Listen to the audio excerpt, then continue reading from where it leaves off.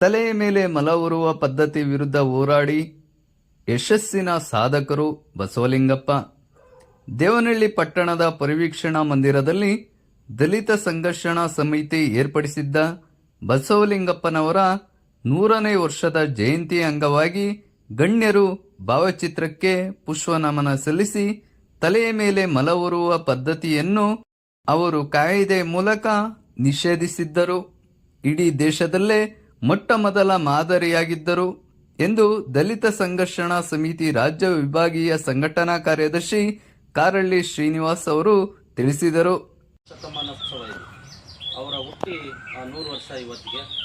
ಅಂದರೆ ಬಸವಲಿಂಗಪ್ಪನವರು ಕರ್ನಾಟಕದೊಳಗಡೆ ಮಂತ್ರಿಗಳಾಗಿ ವಿಶೇಷವಾಗಿ ಅವ್ರು ಮಾಡಿರುವಂಥ ಕೆಲಸ ಇದೆಯಲ್ಲ, ಅದು ಯಾವತ್ತಿಗೂ ಶೋಷಿತ ಸಮುದಾಯಗಳು ನೆನಪಲ್ಲಿಟ್ಕೊಳ್ಳುವಂಥ ಕೆಲಸ.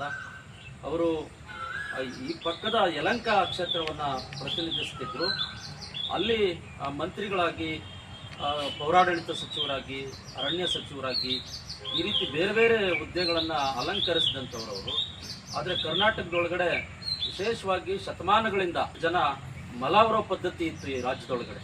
ಅಂದರೆ ದಲಿತರ ದೌರ್ಜನ್ಯದ ವಿರುದ್ಧ ಎಲ್ಲ ಕಡೆಯಿಂದಲೂ ಧ್ವನಿ ಮೊಳಗಲು ಕಾರಣರಾದರು.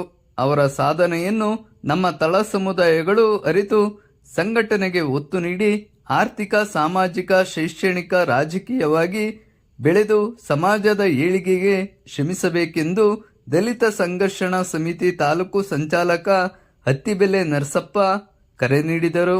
ಈ ಸಂದರ್ಭದಲ್ಲಿ ದಲಿತ ಮುಖಂಡರಾದ ಬ್ಯಾಡರಹಳ್ಳಿ ಮುನಿರಾಜು, ಆರೋಹಳ್ಳಿ ಪ್ರಕಾಶ್, ನಾಗನಾಯಕನಹಳ್ಳಿ ರಮೇಶ್, ಕೊರಳೂರು ಶ್ರೀನಿವಾಸ್, ಬೂದಿಗೆರೆ ರಾಜಣ್ಣ, ಜೊನ್ನಹಳ್ಳಿ ಮುನಿರಾಜು, ಗುತ್ತಿಗೆದಾರರು ಮಂಜುನಾಥ್, ಶಿವಮೂರ್ತಿ, ವೆಂಕಟೇಶ್, ರಾಜೇಶ್, ಚನ್ನಕೃಷ್ಣ, ಬೂನಹಳ್ಳಿ ರವೀಂದ್ರ, ಕೊಯ್ರ ನಾಗರಾಜ್ ಮತ್ತಿತರರು ಹಾಜರಿದ್ದರು.